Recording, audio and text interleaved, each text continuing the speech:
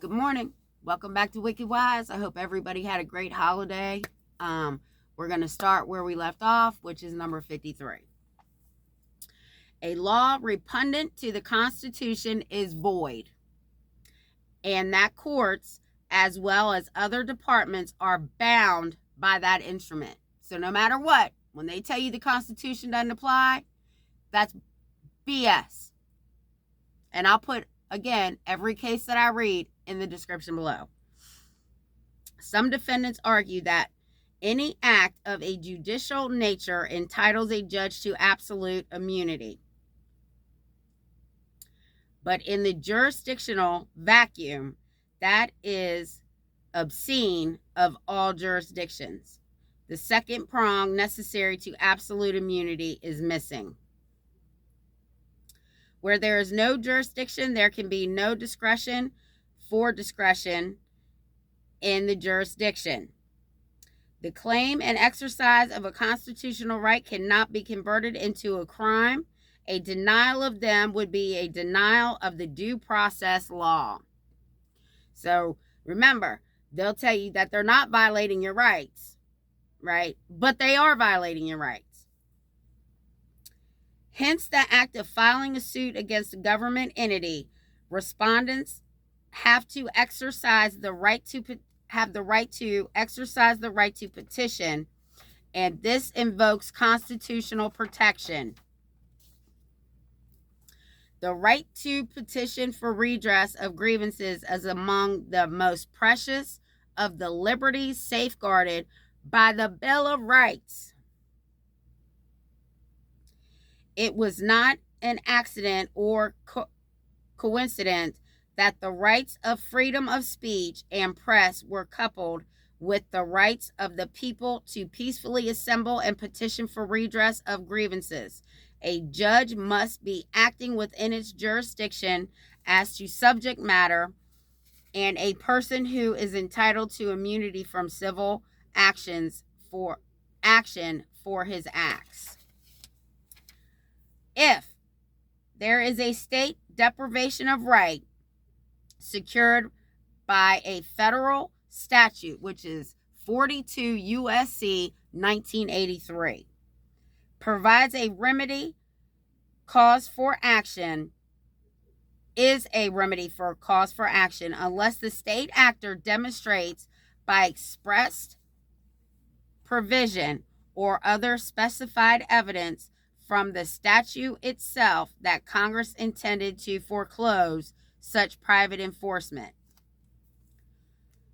No judicial process, whatever form it may assume, can have any lawful authority outside the limits of their jurisdiction.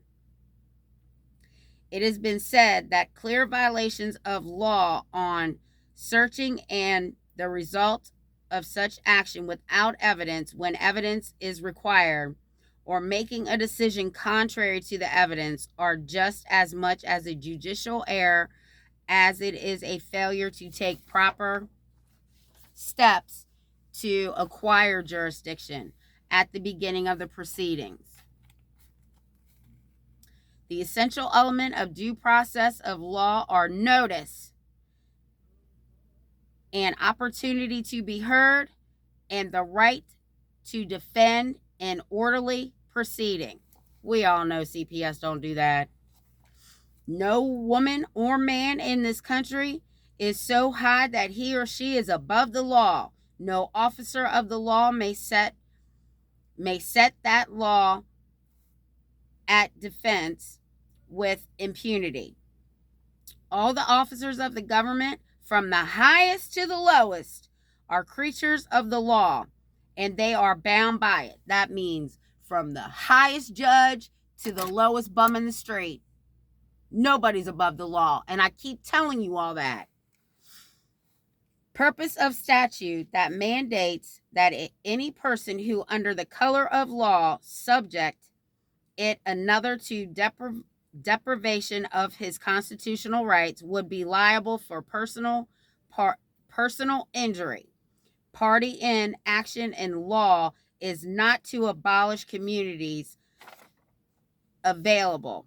at common law, but to ensure that federal courts would have jurisdiction of constitutional claims brought against state officials.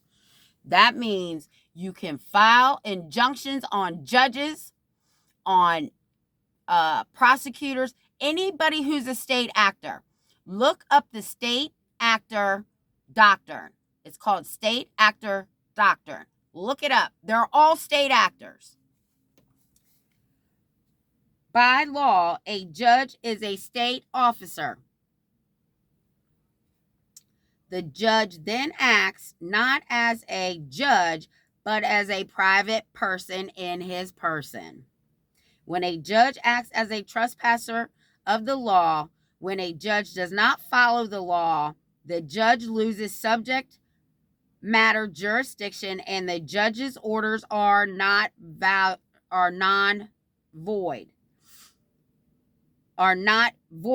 but void, and no legal force or effort. They can't force it if the judge is wrong. Actions in excess of judicial authority constitutes misconduct, particularly where a judge deliberately disregards the requirements of fairness and due process. I don't know if I've done a video on that or not, but every state has a bench book, right? Like, I just Googled my Virginia bench book for judges, and it's 666 pages, I believe. Read it. Every judge, or what I should say is all judges are bound by canons. So look up the canons for the judges. It's a whole rack of stuff they have to do, right? I mean, what they can and cannot do. But you got to look at it for yourself. Make your own determination. The 11th Amendment was not intended to afford them freedom from liability in any case where under the color of law or their office, if they have injured one of the state's citizens. To grant them such immunity would be to create privileged class free from liability from wrongs inflicted or injuries threatened. Public agents must be liable to the law unless they are to be put above the law. That's saying that it doesn't matter. Technically, and if you want to be real about it, the Constitution only gave the states, all 51 of them, all the states have sovereign immunity, not government officials. No, that's a man-made law. The Constitution was clear. The 11th Amendment says that the state has sovereign immunity. You have to get permission from the state to sue the state.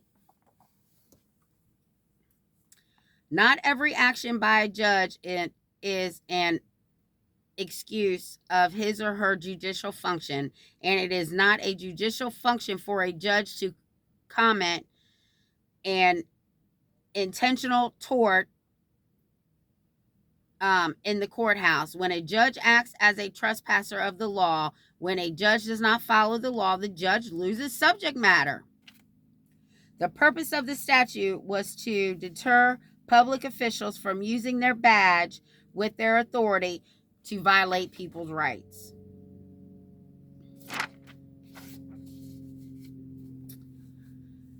State can create a right that the Due Process Clause will protect only if the state law contains one, substantial